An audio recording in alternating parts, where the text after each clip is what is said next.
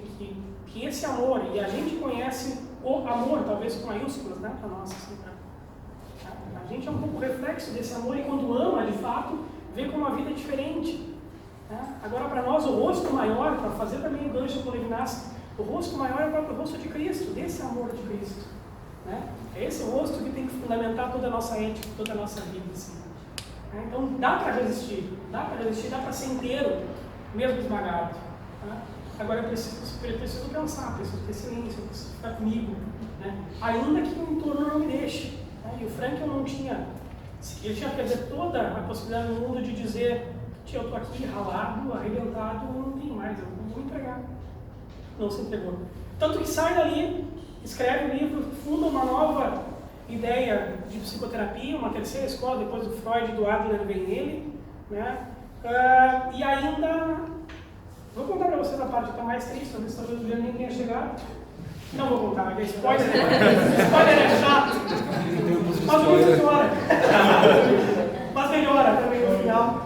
Né? E não melhora com a esperança é a última que morre, não é isso, no fundo é, né? Mas não é isso de uma maneira profunda e gigante, assim, porque o Frankl é um dos gigantes, né, pra gente, assim, mesmo para os católicos. Né? Ele tinha muita religiosidade nele, claro, era um judeu, né, obviamente, trazia toda a carga do judaísmo nele. Vale a pena muito ler esse livro, vale a pena muito, muito, muito. É difícil, mas até para nós jovens, né? Uns mais que os outros, assim, mas para a gente ter uma ideia de que dá para resistir, E com Cristo do lado ainda mais. Só fazer um complemento, acho que não veio por acaso o tema de sentido, né? Falar de redes sociais e falar de sentido, para fazer uma costura com o que o Cláudio está dizendo. Ontem, num dos grupos, eu não vou revelar nomes aqui, nem nada até para não, mas acho que é importante a gente se dar conta de que, em realidade, os adolescentes estão vivendo com as redes sociais. Talvez não seja novidade para vocês, né? Mas ontem, assim, para mim também um pouco não era, mas é quando tu lê, assim, uma realidade, um postou assim, disse assim: essa semana lá no colégio, ele é da área de comunicação de uma das escolas aqui de Porto Alegre. Essa semana no colégio teve nude de aluno vazado, aluno que queria suicídio com clorofila em gel e aluno do 4º ano escrevendo no caderno que queria se cortar. Estou falando do 4º ano. Fora que na semana passada, um do 6º ano se cortou. E aí foi. Então, assim, só pra gente, acho que sentido tem tudo a ver com o que a gente está falando aqui. Trouxe o livro do Frankl e acho que tem tudo a ver, porque as redes sociais, como elas estão exacerbando as coisas, essa falta de sentido, ela também está ali circulando. Né? E aquele que não tem sentido vai encontrar aqueles que também não têm, e é importante que a gente esteja vigilante. Só uma última questão, porque a pergunta também era um pouco se a gente consegue ser cristão melhor pelas redes sociais. Eu acho que eu não respondi muito, mas eu acho que também dá para ser. Eu tinha notado uma coisa aqui, agora eu voltei. Eu me encontrei com o C.S. Lewis, que é outro escritor, que é das Crônicas de Nárnia, que vocês conhecem por aí, mas ele é um grande escritor cristão, assim. Ele tem obras sobre cristianismo que são demais e que vão nos ajudar a dar respostas a esse mundo que cobra de nós diálogo. Esse mundo diferente que vai cobrar da gente, afinal de contas, o que a gente crê. Né? Então, quer dizer, foi pelas redes sociais, principalmente, que eu acabei de... Os caras olhando umas frases do C.S. Lewis, eu digo, isso aqui é bom, sabe? Isso aqui tem conteúdo. Né? E aí fui atrás, e por ele, acho que me tornei melhor também por aí. Eu acho que na medida que a gente também consegue compartilhar conteúdos que são melhores, né, que a gente não se imbeciliza nas redes sociais, não se idiotiza nas redes sociais, e que a gente é bom fora delas para ser bom nelas, né? Que eu acho que essa primeiro matou toda a charada de largada, assim, né? Eu não vou ser bom nas redes se eu não for bom fora, né? Ou eu vou ser um falso, eu não vou ser bom em lugar nenhum. Né? Eu vou conseguir fazer esse ambiente melhor e beber daquilo que esse ambiente tem de melhor. Mas foi bom que tu trouxe esse aspecto positivo, Paulo, assim, de que posso ser melhor sim nas redes sociais. Eu bati muito na tecla do alerta, né? Mas assim, eu vejo, por exemplo, o Twitter, né? O Twitter é uma rede social, agora ela está, né, se vendeu a alma assim também, mas o Twitter, quando nasceu, assim, ele é uma grande metáfora de um comportamento saudável nas redes. Por quê? Porque o Twitter, qual é a assim como o Face também, mas o Twitter, assim, mais linear. É uma linha do tempo onde tu escolhe quem vai ocupar essa linha do tempo, né? A pessoa precisa merecer muito o teu follow porque ele vai ocupar um espaço que é considerável na tua linha de tempo, que certamente tu não vai ler todos. Então, vai pensar, antes de seguir aquela pessoa, tu vai pensar assim, se eu amanhã tiver 30 segundos, pode ser que seja só ela que eu leia amanhã, né? Então, o Twitter tem essa lógica que é interessante no que o Pablo disse. Discernimento, né? Critério nas escolhas que a gente faz na rede, porque tudo tem a ver também com o nosso tempo. Tudo tem a ver com o nosso tempo. Todos, né, nesse momento, estão batalhando pelo nosso tempo. Dizem que a economia é dos 9 segundos hoje nas redes, né? Não de hoje, faz tempo já. Quer dizer que se em 9 segundos não me interessa, eu já pulo. Eu não dou mais tempo do que isso. Então há uma batalha pelo nosso tempo. Então cabe a nós, né, depois de todos os alertas assim que eu falei e tal, o positivo, né? Quem eu quero que ocupe esse tempo que eu vou dedicar nas redes, né? Ou é para ficar viajando, né? Ou é para ficar procurando like para, né, para me preencher com likes, né? Então acho que essa bom, essa segunda questão questionava como o cristão vai se portar nesse ambiente, né? O Paulo trouxe a questão do sentido da vida e também um monte de porcaria, digamos assim, que a gente tem que conviver nas redes sociais. Agora, a pergunta 3 e última, e aí quem quiser depois já pode se preparar para fazer questionamentos para os nossos convidados, é no sentido inverso, digamos assim, né? O que nós precisamos fazer enquanto cristãos, porque nós temos um sentido para nossas vidas e tem pessoas que estão na rede, que estão procurando um sentido e nossa missão é evangelizar. O que nós precisamos fazer para que as nossas redes de interação digital conheçam o Cristo que amamos? Como apresentá-lo sem soar que estamos impondo nossa fé a outros? Quem quiser começar, a última.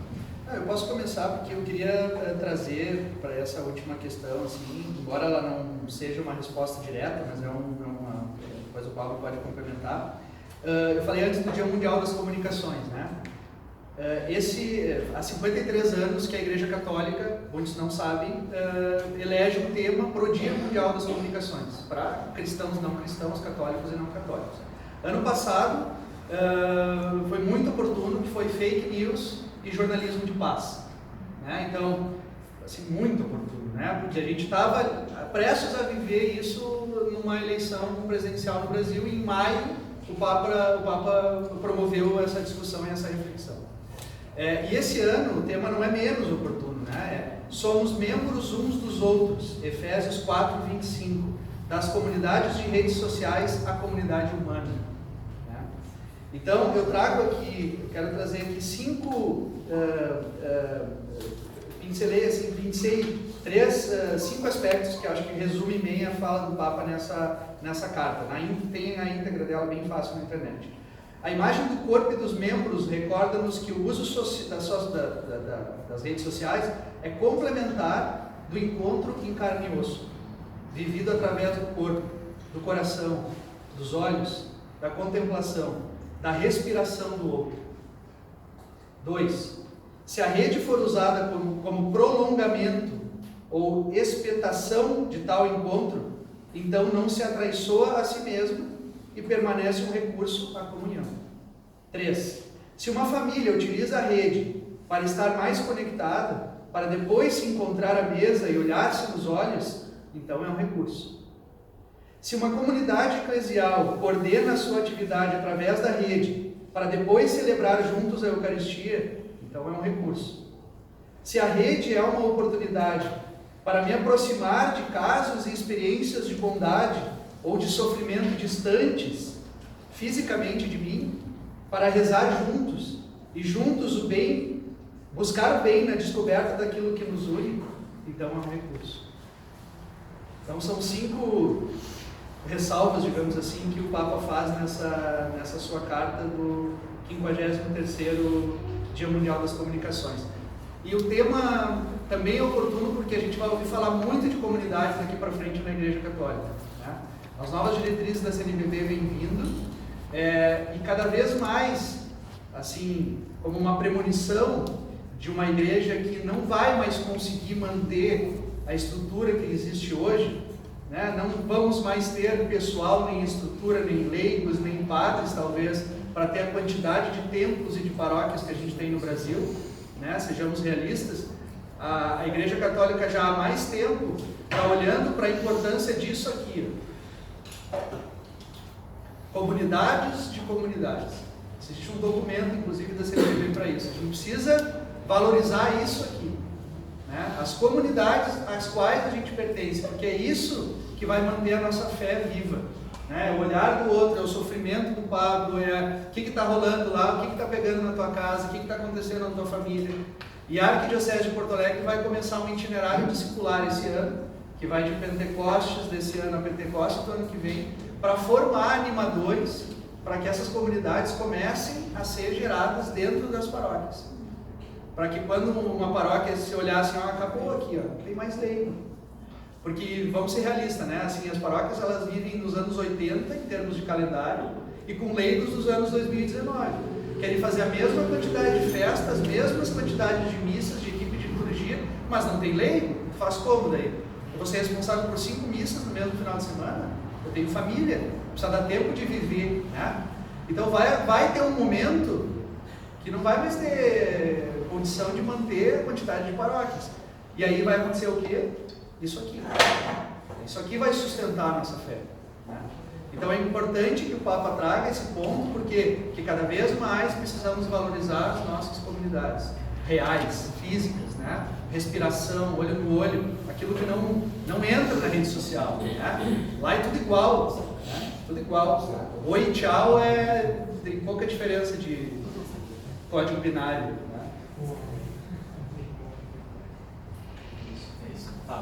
Isso. Só repete a pergunta. Assim. O que precisamos fazer para que as nossas redes de interação digital conheçam o Cristo que amamos? Como apresentá-lo sem soar que estamos impondo nossa fé? Sim. Eu tinha notado certo que eu anotei. Tentando anotar. Só para pegar isso que o Juliano leu da mensagem do Papa, isso é muito inaciano mesmo, né? Muito de Inácio Loyola. Ele tinha algo que falava, que ele dizia, é o tanto quanto, né? Eu me utilizo das coisas tanto quanto elas podem me aproximar mais de Deus. E deixo de utilizá-las tanto e quanto mais elas podem me afastar de Deus. Isso é uma regra para a vida, gente. Não que eu siga. Não que eu siga 100%, tá? Eu não consigo seguir 100%. Mas é uma regra para a vida. E a gente até entende certas posturas do Papa Francisco a partir disso, né? De por que não querer um carro de luxo e pegar esse dinheiro e doar, por que querer uma vida mais modesta, né? Porque isso aproxima ele de Deus e aproxima os outros de Deus. E assim, inúmeros exemplos. Então, vale também para as redes sociais, né? Eu uso, se isso eu vou usar mais se isso está mais me aproximando de Deus. E talvez considerar usar menos ou usar diferente se isso me afasta de Deus. E aí a medida de cada um, da consciência possível para cada momento. Tá? Mas só para direto também a pergunta, assim, esse Cristo que amamos, o primeiro passo é amar esse Cristo mesmo, né? Verdadeiramente. Né? Não só no dizer, mas no ser. E volta a tudo que eu e o Juliano já dissemos ao longo do caminho todo, né? Que para vocês também é um pouco óbvio, mas às vezes é bom ouvir de novo. Né? A gente precisa ser inteiro e ser honesto com aquilo que crê. Né? Segundo, eu acho que a gente não pode ter uma ânsia, para poder chegar a essa resposta, uma ânsia de um estado de cristandade. Assim, né? Eu acho que ele não foi tão bom assim. Foi bom por um lado, sim, muito, né? Porque também catequizou praticamente boa parte do mundo. Eu acho que isso era importante. Uma cultura católica no mundo foi muito importante e é até hoje, né? Se a gente for perceber várias obras aí, hospitais, universidades, tudo isso tem o dedo da Igreja Católica. Né? Surgiu pela mão da Igreja Católica. Isso é importante a gente saber também para poder dialogar com esse mundo que nos cobra tanto. Mas eu acho que a gente não pode ter aquela ânsia de querer dobrar as pessoas, né, no chicote, né? No tapa. Ou na minha verdade, simplesmente. É óbvio que a gente sabe que está com a verdade que é Jesus Cristo. Caminho, verdade e vida. Ele disse isso. É óbvio que sim. Mas ele nunca impôs isso a ninguém. Eu acho que aí é preciso voltar sempre, ou nunca sair dela, da fonte que é o Evangelho. Né? Eu preciso ter o Evangelho em mim. Conhecer esse Evangelho. Senão eu jamais vou saber aquilo que Jesus faria. Ou como ele se portava. Né? Vou saber que Jesus, sim, né, evitou que uma mulher fosse apedrejada. Né? Evitou que uma mulher morresse apedrejada. Esse é o meu Cristo. Né? Aquele que curou leproso. Né? E caminhou com os pecadores. Né? É o Cristo Rei também que a gente celebra, sim, também. Mas o Cristo que sabe entender as misérias humanas e sabe entender as minhas misérias. Eu preciso dialogar com os outros a partir daí. Né? Não a partir de um tribunal. Eu acho que esse é o nosso grande defeito às vezes. E quando falo nosso, eu falo de mim, tá? Falo de mim. Eu tento me conscientizar disso que eu tenho que fazer, mas eu sempre consigo. Né? Mas a gente não pode falar mais a partir de um tribunal. Né? A gente tem que falar a partir do meio do povo. A própria igreja já fez esse movimento, ou já buscou fazer esse movimento desde o Concílio Vaticano II. Né? Se reconcilia um pouco com parte da ciência, né? Que faz, de novo, essa ponte entre fé e razão, que havia se perdido ao longo do caminho, e a igreja que desce do púlpito. Né? A igreja, quando trabalha o Concílio Vaticano II, uma nova primavera na igreja, que João 23 falava, e aliás isso dentro da igreja é uma história muito legal, né, que a gente precisa conhecer mais também, é que a história de que, olha, ninguém esperava que João 23 fosse chamar um concílio, já era um papa eleito velho, né, ele promove, dá início a uma renovação enorme, assim. Aí depois Paulo VI toca, né, termina o concílio, é Paulo VI, né? É Paulo VI, né? É isso. Termina o concílio, mas o fundamental é isso, a igreja deixa seu púlpito e vem para o meio da sociedade, né? Como mais um ator a dialogar com essa sociedade, trazendo em si, sim, trazendo consigo, sim, o depósito da fé, né? Deixado lá de Cristo para Pedro, de Pedro ininterruptamente até Francisco, né? Isso também é o que a gente crê. Por isso também acreditamos que a verdade caminha conosco, porque existe uma sucessão apostólica nesse caminho todo, né? Um bastão que passa de tempos em tempos entre papas, né? E que chegou de Pedro até a mão de Francisco. Essa linha a gente não pode perder, porque ela é fundamental para a compreensão de por que eu sou católico, por que eu acredito no que acredito também, né? Esse depósito da fé que vem de geração em geração.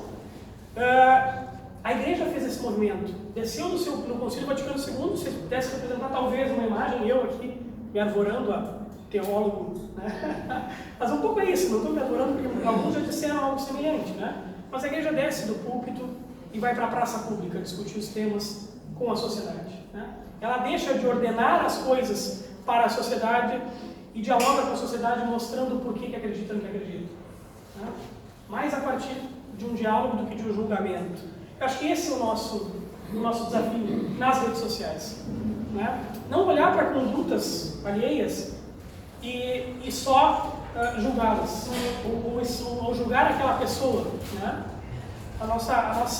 Nosso desafio é conseguir acolher condutas diferentes das nossas e pela nossa conduta, aí sim pela nossa conduta, mostrar, né, verdadeiramente aquilo que a gente crê. Eu não mostro aqui falando. Talvez quem mais saiba da minha conduta como cristão seja a minha esposa. Mais do que ela, e aí sim, aí eu vou recorrer a Santo Agostinho, né? Que dizia que Deus é mais íntimo do que a própria intimidade. Só nas confissões, né? Também recomendo. Deus é mais íntimo do que a própria intimidade. Eu acho que de fato, assim, existe um espaço, uma intimidade, um espaço de intimidade em mim que ninguém chega. Que a minha esposa Lívia não chega, que a minha filha Beatriz não chega, né? Que no Juliano a mulher dele não chega e já tem filho, está vindo. E o filho que virá também não vai chegar, né? Que bom, que alegria, né? E o filho que virá também não vai chegar, vai ser amado e vai amar o pai, mas tem um espaço que ninguém chega, um espaço de intimidade em mim, que outra intimidade humana não chega. E eu tenho firme convicção, né, e aí sim, por experiência pessoal ou religiosa, né, que é aí que Deus habita. Que é aí que Deus habita. É nesse espaço em que intimidade humana nenhuma chega. Né, que a minha mulher não vai chegar em mim. Né, é aí que Deus mora. Isso vai fazer coro também ao que o Juliano disse, que é preciso desligar. Né, que é preciso desconectar. Porque senão se Deus não chegar em mim, né, ou se eu não ouvir Ele em mim, eu não chego no outro com Deus, eu chego comigo. Aí eu chego cheio de mim, né? E eu não vou evangelizar bem, seja nas redes sociais ou fora delas, se eu chegar só cheio de mim. Tá? Eu tenho que chegar cheio de Deus, e para isso eu preciso desse espaço em que nenhuma intimidade humana vai chegar. Eu acho que essa dose, assim, essa fronteira entre o que é exigir de alguém um tipo de fé que eu tenho e ser aberto demais, né? O Papa Francisco vem recebendo muita crítica pelo seu modelo de abertura. Mas daí, por exemplo, eu falei para vocês que eu sou tio do Salejota, lá da paróquia. Né? E aí, lá na Nacional da Saúde, em Teresópolis, a gente vive uma realidade muito interessante, assim. Os adultos, eles são de uma classe média alta, que já não existe mais no bairro, está acabando. E os jovens que estão vindo, porque a paróquia não tem jovem, os jovens que a gente consegue que vêm são jovens de classe baixa, média baixa, da periferia do bairro Teresópolis. Né? E aí tu fica pensando assim, e são jovens que não têm família cristã. Né? Aí tu pensa assim, como que eu evangelizo esse jovem? Como que eu faço? Porque uma coisa é certa, né? Falou de sentido antes. Entre os jovens existe uma grande sede de transcendência. Uma grande sede de transcendência. Pode chamar isso de sede de Deus. Pode. Mas como que eu chego no coração desse jovem? Né? Impondo não vai ser. O Papa agora, o último documento dele, a exortação apostólica para os jovens, que foi pós-concílio dos jovens, tem uma hora que o próprio Papa, quem o ajudou ali, né? Diz assim, quando vocês se reunirem com os jovens, nos grupos de jovens, não falem sobre dogmas, sobre teorias da igreja. Não falem, senão eles vão embora. Podem ler, está lá escrito. Não deem catequese nos grupos de jovens. Daí tu pensa assim, tá, mas claro, é óbvio.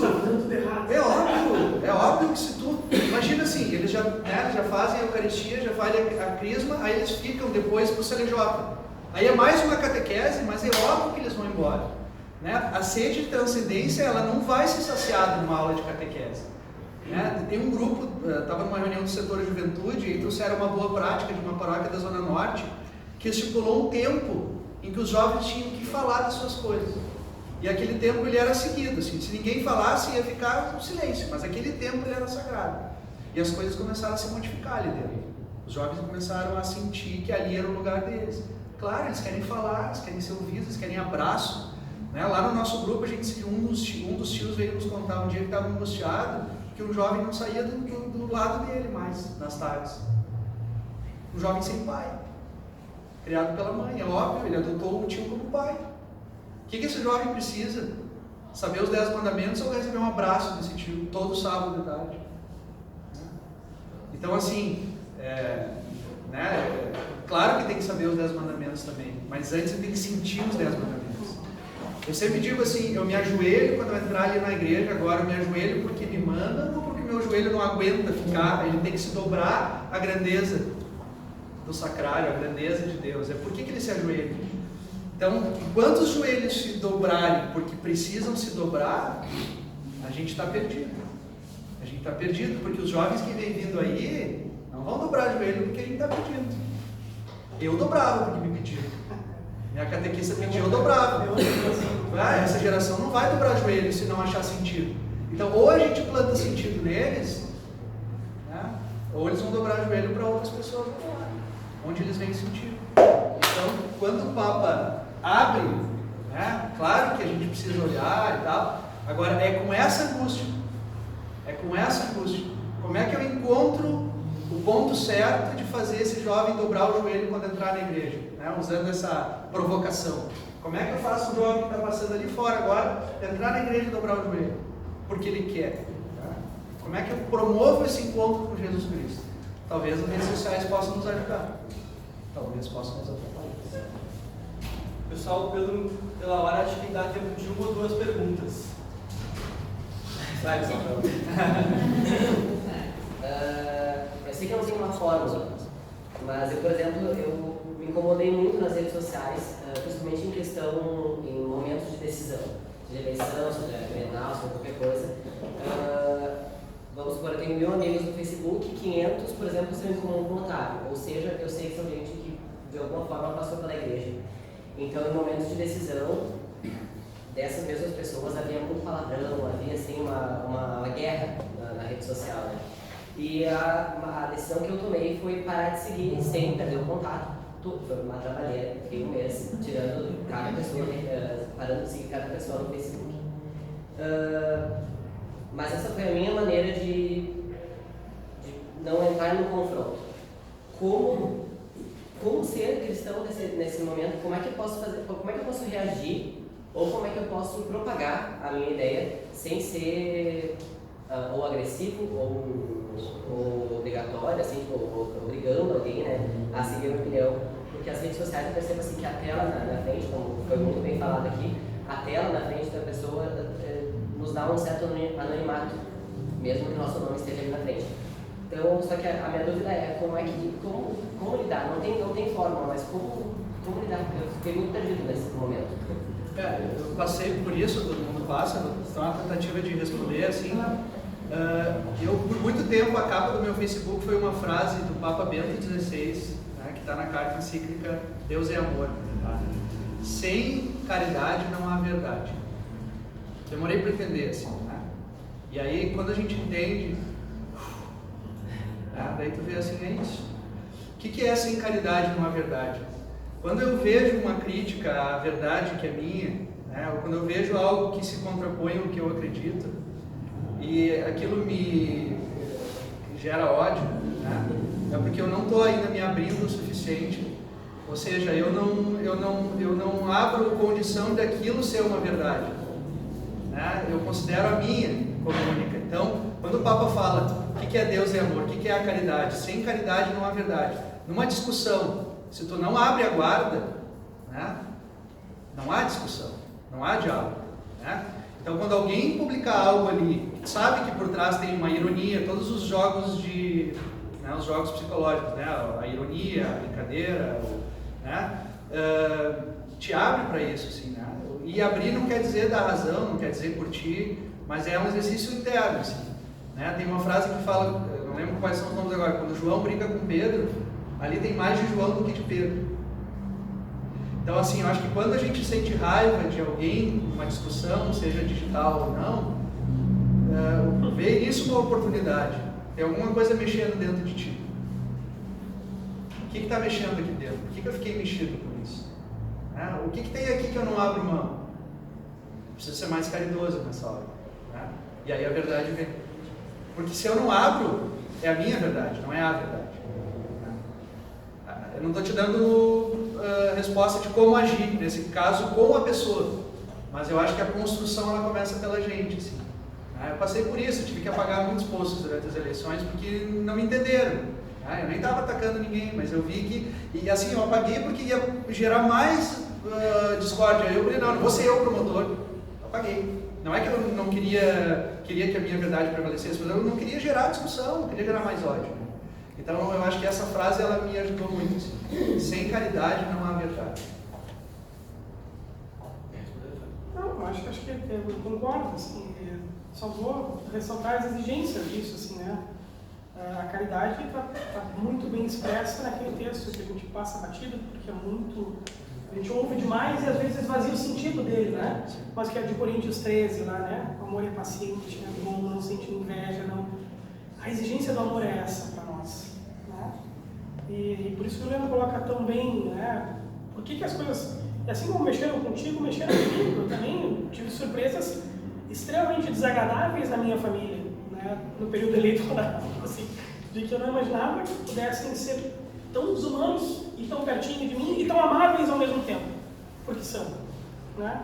Gente que eu amo e que é amável conseguir ser desumana em algumas coisas.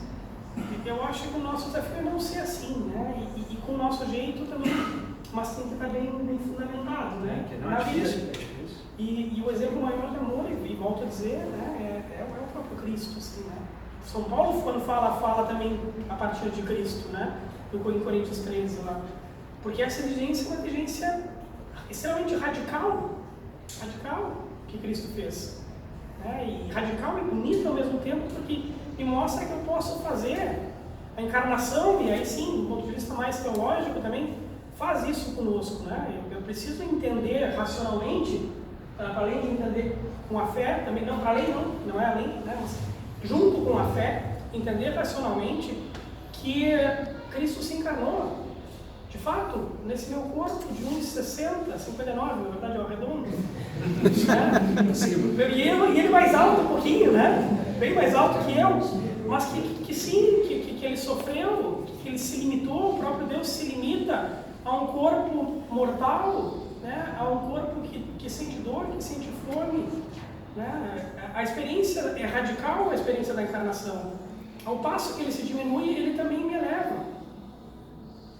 E por isso que eu sou nova criatura depois do batismo, que vem dessa ressurreição, de um Deus que se encarna, né, nessa minha vida, assim. Eu acho que isso a gente precisa compreender. E além de só sentir o sofrimento, que a gente fica, né, Cristo no sofrimento, na dor, nas coisas ruins da vida humana, mas também na alegria. Né? Cristo experimentou a beleza da amizade em Lázaro. Tá? E me emociona entender que o próprio Deus experimenta a beleza da amizade humana em Lázaro. O Deus encarnado experimenta como é bonito ser amigo. E chora quando esse amigo morre. Digo isso porque é radical a experiência da encarnação. E estou longe de ser o perfeito. Longe mesmo. Longe. Longe, quando falo porque eu acho que talvez isso possa ajudar a pensar e ajudar a querer ser melhor. Né? Mas eu acho que parte daí, assim, de entender que quando esse Cristo se encarna, ele me eleva. E me dá a possibilidade do principal, que é habitar o céu. Né? Que é voltar a essa comunhão perdida lá por Adão e Eva, ainda que seja alegórico, né? Mas para explicar a história da salvação. Né? E bonito, aliás, também, que na Divina Comédia, vou citar outro livro, são chatos os livros, tá? Mas que no momento em que Cristo, né, rompe, Cristo desce à mansão dos mortos, né, quando morre, que a Divina Comédia narra um pouquinho, né, de leve, assim, a descida à mansão dos mortos e o próprio Cristo resgatando da mão os justos, né? Abraão, Isaac, Jacó, Davi, que foram muito melhores que eu e que sem Cristo não tinham essa possibilidade de habitar plenamente com Deus, de estar no céu. Que tiveram que esperar em outro lugar, que não era o inferno, mas que esperaram a plenitude que a gente pode viver, antecipar de uma forma em cada Eucaristia, né? E que vai viver plenamente chegando ao céu. É isso que Cristo faz com a encarnação, morte e ressurreição com toda a sua paixão. Abre as portas do céu de novo para mim. Né? Isso é sério, isso é bonito, isso é... Eu sei que tu entende isso, né? Eu estou te aproveitando para dizer para todo mundo o que eu queria dizer. Né? Eu acho que isso é fundamental. Né? É entender a beleza